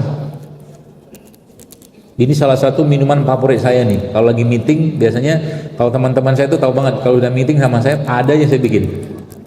Minuman ini, minuman itu segala macam, termasuk juga nanti coba di rumah pulang nanti buka nanti. Coba beli buah naganya dikerok, terus kasih jeruk lemon, ya 1 biji itu diperes itu, kasih gula aren yang diparut. Itu, susah saya bayangkan rasanya. Enak empol. Ya. Apalagi juga nanti gini, bapak-bapak dibikin ini, Anda beli pepaya. Pepaya itu ada lagunya tau. Pepaya pundak lutut kaki. Pepaya dibelah pepayanya, dibuang bijinya. Biji pepaya itu aslinya buat parasit. Bagus dimakan. Kalau banyak orang parasit itu kan banyak sakit-sakitan, pencernaan tuh makan biji pepaya. Kita nggak makan biji. Sekarang bijinya dibuang, pepaya dikerok. Ya, ini nanti urusan perususan dan per BAB-an. Kerok, nggak usah dijus. Jadi mulai sekarang usahakan kalau makan buah jangan dijus. Mau cold press juice atau mau cold press segala macam, pokoknya makan buah dikunyah aja, lebih bagus. Kalau itu sekali-sekali oke. Karena gula buahnya setahu saya meningkat kalau orang menjus buah, gulanya naik. Ya, udahlah gulanya naik, tanpa tambahan apapun tetap gulanya akan tidak sama dengan kalau makan buahnya saja, gitu. Terus pepaya itu diapain? Dikerok, kasih jeruk nipis, nih kasih ini, terus dikasih lagi gula aren yang ada serut, gitu kan? Lalu kasih toppingan lemak yang berasal dari kelapa. Itu bikin BAB flush, gitu. Mantap itu. Kasih sedikit chiaseed aja. Ini juga sama. Kalau saya bikin biasanya ini buat kalau saya bikin ya cuman kasih air biasa, diaduk-aduk gitu, buang bijinya. Kasih gula aren, udah, kasih garam sedikit. Ya, kalau mau kasih es sedikit, oke lah biar dingin-dingin. Nih, ada beberapa sebenarnya yang bisa ngikat plastik. Ini bisa, lidah buaya pun bisa. Jadi makan lidah buaya itu bisa mengikat plastik di tubuh kita. Ya, diapain nanti cari aja yang sudah jadi, dibersihkan aja, dipakai air bersih. Itu misalkan enzimnya ya. Jadi mungkin tadi kita bahas ada air sudah, kemudian jantung sudah, ya. Kemudian ginjal. Ya, ginjal itu ini bisa ditambah dengan akar alang-alang. Ini serai tambah akar alang-alang. Saya tuh kadang-kadang surprisingly-nya sering banget dapat ada teman kirim ini, kirim itu, tiba-tiba dia cerita ada yang bahkan mau cuci darah, nggak jadi cuci darah gitu kan, gitu. Gara-gara salah satunya tuh ini sama akar alang-alang, gitu loh. Nah, Ramadan ini aslinya kayak chamber tadi itu. Kalau yang Anda makan bener, maka makanan yang bagus buat jantung dia benerin jantung, makan yang bagus buat ginjal dia benerin ginjal, kayak gitu loh. Ya, ini semua juga salah satunya. Contoh mungkin permasalahan dalam urusan perlambungan, pakai ini aja. Nama ini jahe sama pandan, perlambungan, minum aja. Kapan minumnya? Kalau bisa minumnya jangan malam, waktu sahur atau waktu jahe kurang disarankan setahu saya diminumnya waktu mau tidur. Jadi waktu mau tidur itu yang bisa Anda minum untuk membuat tubuh kita tuh menjadi rileks.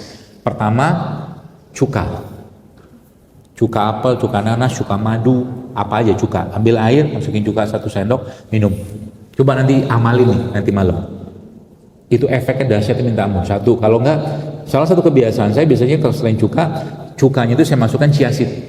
Chia seed salah satu biji yang paling bagus dan tinggi banget kandungan omega 3-nya buat jantung. Termasuk juga dia bisa ngikat racun juga chia seed itu, termasuk logam berat juga. Beberapa logam berat itu termasuk bisa pakai chia seed itu. Nanti coba diamalin. Kemudian tadi sudah, ginjal sudah, jantung sudah, lambung sudah. Urusan perpankreasan. Insulin segala macam, temannya ini nih. Ini kayu manis ini nanti diminum sama fenugreek. Fenugreek itu kelabet, bahasa Arabnya halba. Ini sama fenugreek. Cobain ya. Itu fenugreek itu aslinya juga booster testosteron, termasuk ibu-ibu. Fenugreek itu nanti coba lihat fenugreek itu apa, itu juga bagus sekali buat urusan reproduksian. Jadi memperbaiki masalah reproduksi mulai dari mens, ya tumor kista itu bagus pakai fenugreek. Termasuk juga dalam urusan reproduksi itu salah satu yang banyak banget saya dapatkan testimoninya itu ini, kunyit, serai sama jeruk nipis, anjur-anjurin, geprek segala macam. Termasuk kalau ini paling bagus dimasaknya pakai apa? Pakai dandang dari tanah liat. Masaknya tanah liat. Ya, hati-hati di rumah menggunakan itu produk alat masak itu, terutama yang hati-hati yang bahasanya anti lengket itu loh. Teflon segala macam. Teflon tuh confirm karsinogenik aslinya. Udah ke kupas dia, kita masak makanan di situ confirm masuk ke badan kita. Makanya saya hati-hati banget, mendingan pakai keramik segala macam. Atau kalau ada di rumah iron cast lebih bagus, lebih mahal. Iron cast itu. Kalau nggak paling gampang pakai tanah liat. Itu semua soal berefek ke badan beneran. Ya, kita di bener-bener kayak membayangkan kita punya mobil mahal, dirawat gitulah bayangin badan kita nih. Cuman kadang-kadang kita tuh bukan kita ya, banyak orang tuh nggak menghargai badan sendiri gitu loh. Ya, nggak menghargai itu perpankreasan, kemudian termasuk juga dengan ini tadi yang pereproduksian. Ya, ini pun sebenarnya aslinya booster testosteron ini, kunyit ini. Jadi bapak-bapak minum ini, nih saya kasih resep bapak bahagia. Ini kasih jahe, kunyit ketemu jahe, Anda boleh tambahkan ketumbar sedikit, tambahkan dengan halba atau kelabet tadi itu. Coba minum tiap hari. Naik dia, powernya badan gitu ya. Perbandingannya ininya setengah aja atau 3/4, ininya 1 ya. Jadi kalau ini ya bahasa gitulah ya. Kemudian serainya juga fenugreeknya mungkin seujung sendok teh aja. Ini juga seujung atau mungkin 5-7 butir yang gede, ini kan kecil ini. Malam ketika mau tidur nanti malam kunyah cengkeh. Cengkeh dikunyah, nanti dia aromatiknya keluar. Habis aromatiknya keluar Anda minum. Itu antioksidan masuk semua ke badan kita. Dia bersihin semua. Termasuk cengkeh itu salah satu rempah yang paling bagus buat kalau ada masalah gigi. Anjur-anjurin, tempelin. Dia anti nyerinya kuat banget. Termasuk kalau ada peradangan ini ketemu lada hitam. Apalagi ini pakai biang kunyit ketemu lada hitam, itu jadi anti radang yang masya Allah tabarakallah powerfulnya luar biasa. Ya, itu caranya Allah menyiapkan kita. Termasuk ini rimpang namanya kan lengkuas atau laos. Ini salah satu rimpang yang fungsi detoksnya kuat banget. Fungsi detoksnya. Ya. Jadi kalau ini Anda ketemukan dengan yang lain, Anda tambahkan sekaligus ketika Anda misalkan nguatin jantung segala macam, dia juga punya fungsi detoks gitu. Ya, termasuk ini juga sama ngikat ya. Jadi masya Allah ya, Allah menyiapkan semua ini semua. Makanya kalau kita udah rutin kayak begini, yang percayalah badan sudah mulai beradaptasi, dan lama-lama puasa itu sendiri dia akan memperbaiki secara sistematik, gitu kan? Dari mulai ini, contoh mungkin kita bicara promil paling bagus tuh banyakin puasa. Yang kedua, kalau tema tentang darah tinggi itu paling bagus dengan apalagi puasa ditambah dengan workout. Minimal jalan setengah jam puasa. Lagi puasa gue ini minimal setengah jam jalan. Gak capek kok, nggak bakal haus juga. jalan itu kan. Kalau lagi nggak itu, kalau nggak puasa bisa mungkin yang agak mengeluarkan keringat. Semua olahraga yang mengeluarkan keringat itu menurunkan semua indikator metabolisme tubuh, tensi turun, gula turun, ya, semua turun, mengeluarkan keringat ya. Kemudian ini tema itunya, tema tentang fisiknya. Baru ya yang terakhir kalau kita bahas, jadi kan 3 layer tuh, ruh, iman, ini jiwa, akal, hati, nafsu, ini jasad. Ini kan kita bahasnya tadi nih. Ini sebenarnya yang zaman atau sains modern, khususnya di pengobatan atau kedokteran modern yang diinisiasi sama Barat ini nggak ketemu jawabannya. Ya makanya kadang-kadang tuh saya mungkin dalam bahasanya itu kalau bicara tentang meditasi lah istilah umumnya. Ya meditasi itu dalam Islam itu nggak bisa kalau bicara meditasi tanpa dilekatkan kepada penciptanya, kita nggak bisa, harus ada Tuhannya. Makanya kita ini Abdullah, hamba itu padanannya atau lawannya, pasangannya Rob. Maka kalau tema tentang jasad tubuh kita ini atau hati kita ini, jamaah sekalian, mustahil seseorang itu bisa jiwanya sehat, hatinya sehat, bahkan akalnya sehat kalau tidak dilekatkan dan dikembalikan kepada Allah SWT.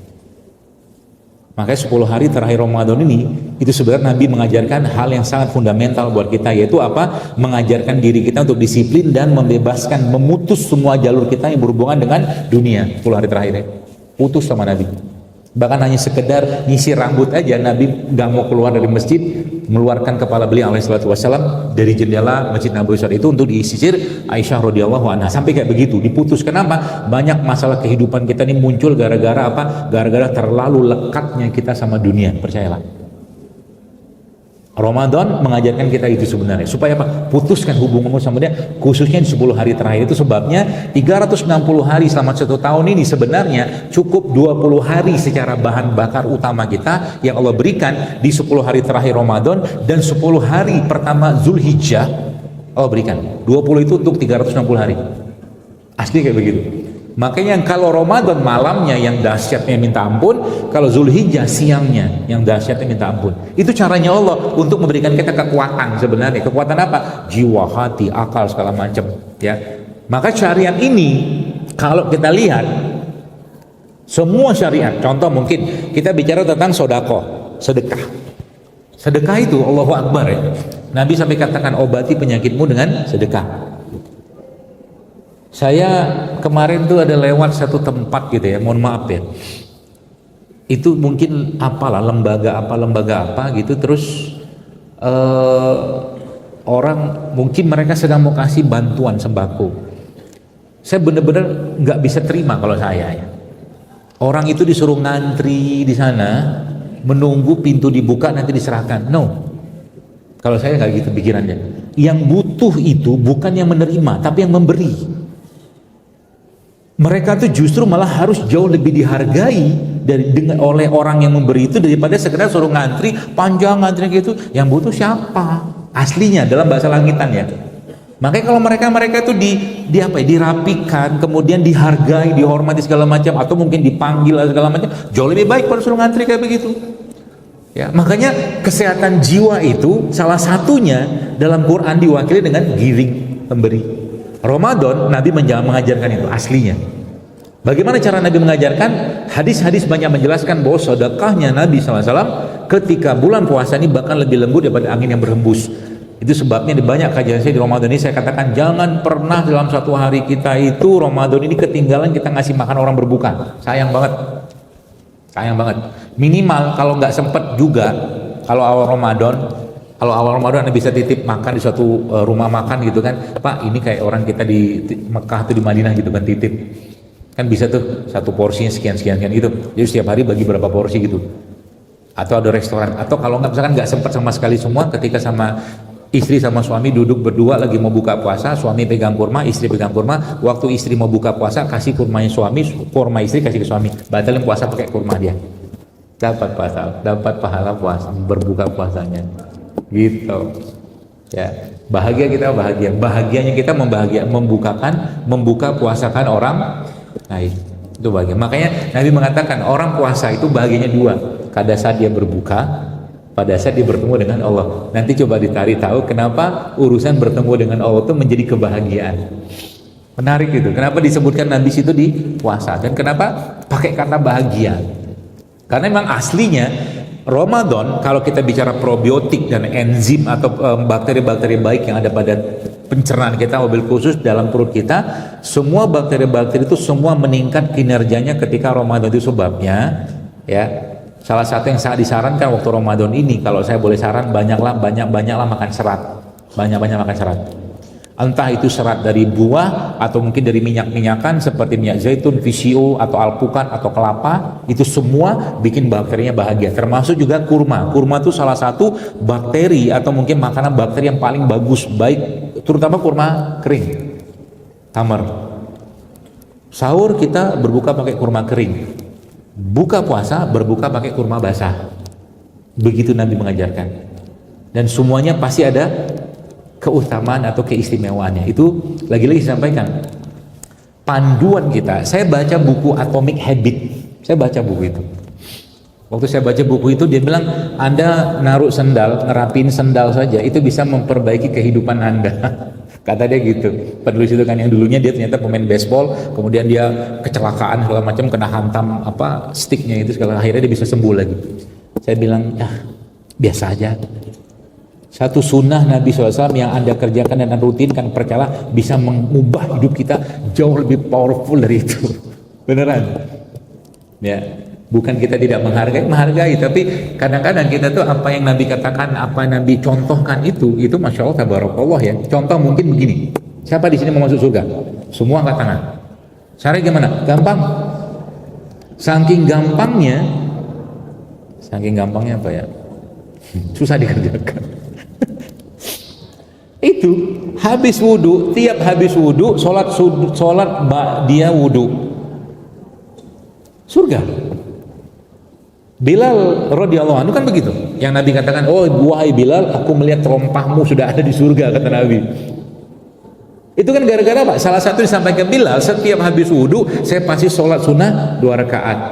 Kita sebutnya sholat ba'diyah wudhu, sholat habis wudhu, masuk surga. Gitu. Itu satu sunnah doang. Terus itu kan surga. Di dunia gimana? Percayalah, semua yang berhubungan dengan surga itu kalau dikerjakan benar-benar, dunia ini ngikut aja. Para sahabat-sahabat Nabi itu Allahu Akbar. Kalau lagi perang, coba baca dalam semua sirah kita, Bapak sekalian. Mana ada ceritanya mereka tuh tanya, kira-kira nanti pasukan musuh, pasukan kafir berapa ya? Senjatanya nggak pernah nanya kayak begituan, beneran. Kalau sudah masuk, sudah ada perintah Rasul, perintah perang.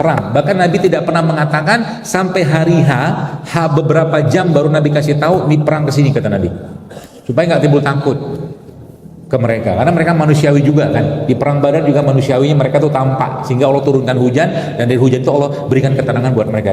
Begitu surat Al-Anfal bercerita dan berkisah.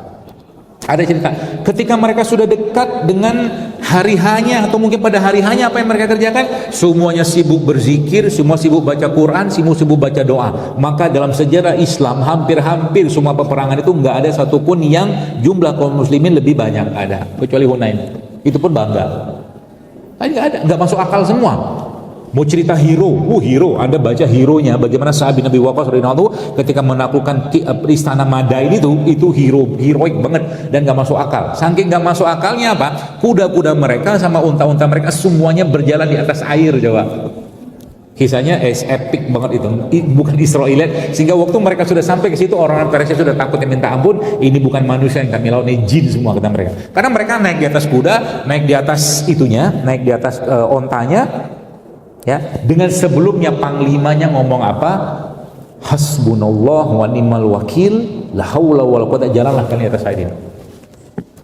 Kita doakan Bapak Rektor kita makin soleh, ya, sehingga nanti banyak keajaiban gitu kan, kebaikan gitu, ya. Karena pemimpin itu kalau sudah baik, semua ikut baik semua tuh, ya pasti kayak begitu, Masya Allah ya. Nah itu sebenarnya pelajarannya apa? Di tema tentang jiwa atau hati semua. Tapi sekalian percayalah, kalimat-kalimat dalam Al-Quran itu aslinya kalau dikerjakan dengan benar-benar, dikerjakan dengan keyakinan yang luar biasa. Kalimat hasbunallah gitu ya, berefek ke jiwa kita. Makanya zikir-zikir itu kalau bahasa kita tuh punya efek magic, bahasa itu tanda kutip gitu, ke jiwa seseorang. Waktu Nabi SAW mau dibunuh gitu kan, sudah dikasih pedang gitu. Apa yang Nabi katakan? Terus orang itu ngomong kepada Nabi SAW, kata dia, ya Muhammad, siapa yang akan menolong kau? Cukup Nabi saat itu mengatakan Allah, kata Nabi. Jatuh pedang itu, jatuh. Saya itu punya pengalaman luar biasa dengan kalimat la haula wala quwata illa billah. Itu saya amalin sejadi-jadinya dan keajaiban terjadi. Itu sebabnya Ibnu Qayyim mengatakan kalau sudah banyak, kita tuh kalau udah banyak keinginan, dosa banyak, keinginan banyak, permintaan banyak, udahlah nggak usah ngomong apa-apa, istighfar aja dah. Itu Quran itu mengatakan wa qul tastaghfiru rabbakum innahu kana ghafar yursilis sama alaikum. Itu beristighfar saja, mulai dari kebun, sungai, anak, harta, semua dibanyakin sama Allah. Itu di layar yang kedua sebenarnya. Ramadan ini ya kalau kita lihat Quran tuh mengajarkan apa? Yang mau diperbaiki Allah aslinya sebenarnya bukan fokus ke jasad. Jasad kita ini kalau kurangi makanan, makan yang benar secukupnya, banyakin Qurannya, demi Allah pasti sehat, beneran. Gitu. Ya, cuman tadi wa kulu mimma fil ard halalan thayyiban wala tattabi'u khutuwatish syaitan. Makan yang halal, makan yang baik kata Allah, tapi jangan ikuti langkah syaitan. Ada apa hubungannya? Nanti Quran tuh kalau mengajarkan sesuatu suruh mikir. Makanya dalam surat Yusuf itu Allah sudah ngasih tahu. Apa kasih taunya? Kan agak sedikit antitesis di kita. Apa antitesisnya? Surat Yusuf itu jamaah sekalian lebih banyak cerita tentang kebahagiaan atau kesedihan? Sedih. Dari zaman kecil Nabi Yusuf sampai Nabi Yusuf sedih semua ceritanya. Tapi yang menarik apa? Alif lam ra tilka ayatul kitabil min inna anzalnal qur'ana arabiyyan la'allakum ta'qilun nahnu naqussu 'alaika ahsanal qasas. Dan kami turunkan Al-Qur'an ini surat ini kata Allah sebagai kisah terbaik. Lah kok enggak nyambung? Kan kayak paradok atau antitesis banget tuh. Ngomongin kisah terbaik tapi kok kisahnya sedih semua. Gitu. Itu Quran tuh kayak begitu. Makanya ya Masya Allah ya, salah satu mungkin ya saya ajak ya teman-teman sekalian, bagus sekalian ya, kita dalami Quran ini ya. Maka kalau membahasnya itu ngebayang ini, kalau Anda mau ketemu dengan ikan-ikan yang cantik di lautan, tidak bisa Anda berdiri di pinggir pantai lihat pakai apa snorkeling, nggak bisa, Anda harus nyelam baru ketemu ikan yang cantik. Quran tuh begitu, semakin dalam masuk makin cantik deh. Kayak gitu. Dan tema tentang keilmuan, you name it lah. Kitab Al-Fillaha yang dikarang zaman Andalusia itu ada sekitar 700 halaman seingat saya. Itu kalau dipelajari cukup untuk menjadi seorang sarjana pertanian dunia akhirat. Dari mana dasarnya? Quran. Cordoba, Andalusia, Spanyol dulu tidak ada tumbuhan yang bisa tumbuh dengan subur. Tiba-tiba kaum muslimin masuk dengan keberkahannya, zaitun semua tumbuh dengan luar biasa. Imam Ahmad itu sebutkan, itu dia punya kebun kurma, kambing, semuanya itu di luar itu semua, di luar apa namanya, di luar normal semua panennya dan itunya tuh produksinya itu di luar normal semua. Bahkan salah satu yang saya baru tahu juga itu kisah kaum Saba itu. Kaum Saba itu dahsyat itu. Tapi mereka kan bermaksiat pada Allah, akhirnya Allah azab Saba itu. Saking itunya, saking suburnya tanah Saba itu. Jadi kalau mau metik pohon atau metik buah dari pohon yang sudah dipanen, mau dipanen, mereka cukup belajar ini. Cukup jalan di sini pakai apa? Keranjang itu, buahnya jatuh. Belum ada zaman sekarang kayak begitu. Tanah pertanian yang kalau Anda jalan di bawahnya, buahnya yang sudah ranum dan masak jatuh sendiri ke tempat kita. Mungkin karena getaran atau apa, Allah alam sih. Itu saking suburnya. Pertanyaannya, aslinya, lagi-lagi aslinya, keberkahan tanah itu muncul kalau apa? Kalau orang hidup di atasnya bertakwa pada Allah Subhanahu, itu aja. Itu aja. Makanya semakin bertakwa seseorang kepada Allah, maka bumi pun akan mengeluarkan hasil itu, janjinya Allah. Sehat nggak? Pasti sehat. Yang paling sehat akan disehatkan Allah apa? Jiwa, hatinya. Ya, kalau kita belajar di sejarahnya kaum muslimin ya zaman dulu itu ya, ya saya katakan memang masya Allah mereka itu ya. Kalau udah bicara iman tuh sampai Anda bayangin ya di kisah perang Badar, kadang-kadang kita tuh kurang membayangkan pakai ini kita pikiran kurang. Kalau dibayangin tuh ajaib rasanya. Waktu perang Badar itu Nabi katakan di depan para sahabat, siapa yang berperang hari ini di perang ini, kata Nabi, perang Badar ini, dan dia berperang karena Allah dan dia mati di jalan Allah, maka Allah akan siapkan baginya surga yang luasnya seluas langit dan bumi. Kata Rasulullah begitu. Terus ada sahabat lagi makan kurma. Kata dia, coba ulangi lagi ya Rasulullah. Siapa yang hari ini berperang di jalan Allah, mati sekarang di perang Badar ini, kata Nabi SAW, maka dia akan mendapatkan surga yang luasnya seluas langit dan bumi, kata Allah. Kurma ini sama dia dibuang. Maju dia ke depan. Langsung. Udah temanya akhirat. Udah tema akhirat dulu sekalian, Allahu Akbar. Apalagi ilmu di sini, ini kan kampus ilmu. Maksud saya itu yang saya tulis kemarin itu, kalau orang itu kegundahannya tentang akhirat, maka dunia akan datang kepada dalam keadaan tergopoh-gopoh, gitu hadisnya. Ya, maka kita minta, salah satu kita minta pada Allah adalah apa? Ilman nafi'ah, ilmu bermanfaat. Saya kemarin ada sempat ngobrol gitu dengan teman lah ya, yang kemarin jemput saya di kota ini. Kita ini kadang-kadang apa ya? Ada banyak waktu dalam kehidupan kita ini yang tidak terselesai atau tidak efektif, saya bilang. Saya juga sama, sehingga kita tuh benar-benar minta pada Allah agar hidup kita tuh benar-benar menjadi hidup yang efektif gitu loh. Nabi itu 63 tahun hidupnya, karyanya kan luar biasa. 200.000 manusia yang di-create atau ditarbiyah sama Nabi itu kelasnya bukan kelas dunia, Pak Bu.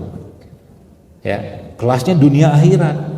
Sampai 10-nya itu dijadikan manusia terbaik yang dijamin surga oleh Allah. Ya, turun lagi sampai akhirnya menjadi generasi yang akhirnya selama hampir 1.300 tahun gitu loh. Masya Allah, terbangun satu peradaban yang dengan keilmuannya berdasarkan Quran menyelesaikan banyak masalah. Ilmu yang ada zaman sekarang justru malah kebalikannya. Makanya yang sudah paham hal-hal beginian, yuk kita tarik ulang semua kepada Quran. Bukan mengquranisasi ilmu, tidak. Kita menjadikan Quran itu sebagai landasan utamanya, baru bergerak. Kalau sekarang kan dari luar masuk ke dalam. Bisa. Harusnya dari dalam dulu keluar. Itu sebabnya dalam Islam, dalam tema kesehatan pun itu inside to outside, bukan outside to inside.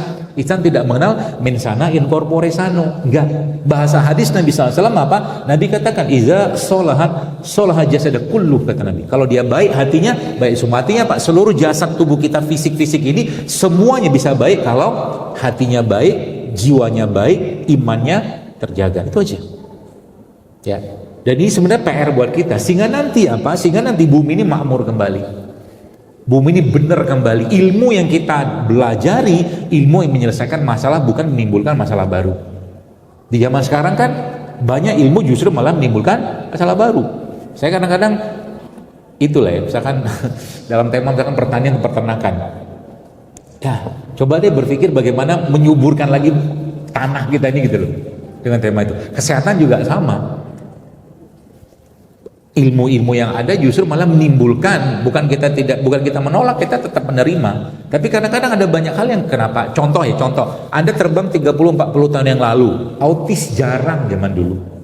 Beneran. Kanker jarang loh. Autoimun jarang loh. Tiba-tiba sains datang segala macam. Makanya coba kita mulai pilih sehingga nanti apa? Kita sudah mulai dapat clue-nya di mana Quran harus kita letakkan. Itu baru benar tuh. Sehingga nanti apa? Ilmu yang kita pelajari itu menjadi ilmu yang menjadi solusi. Itu yang benar. Saya ngobrol sama teman-teman dokter gitu kan, saya sampaikan apa adanya aja gitu kan. Ayolah kita berpikir, masa sekian lama diabetes nggak bisa sembuh, saya bilang.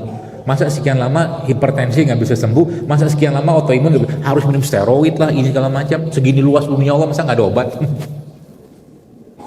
akal kita dipikir pakai lagi gitu loh. Ya, sehingga nanti apa?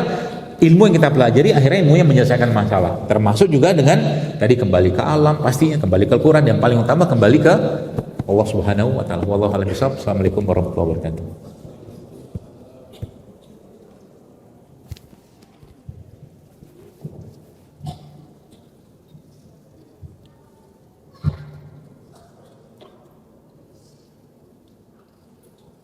Masya Allah, sungguh luar biasa pencerahan yang telah disampaikan oleh Ustaz Abdul Qadir Akbar. Terima kasih kami ucapkan atas ilmu yang telah diberikan. Semoga ilmu ini dapat kita amalkan dalam kehidupan sehari-hari, sehingga kita menjadi pribadi yang bersehat secara lahir dan batin berkat petunjuk dari Al-Quran. Hadirin sekalian, seluruh rangkaian acara kegiatan Nuzulul Quran Ramadan 1447 Hijriah pada hari ini telah selesai. Kami selaku pengamat acara mohon maaf jika terdapat kekurangan dalam membawakan acara. Semoga apa yang kita dapatkan hari ini dapat menjadi langkah awal menuju hidup yang lebih sehat sesuai dengan Al-Quran.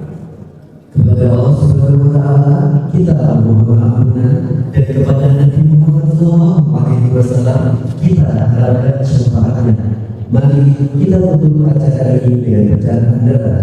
Alhamdulillah. Serta mari kita membaca doa kafaratul majelis bersama. Subhanallahumma wa bihamdika asyhadu an la ilaha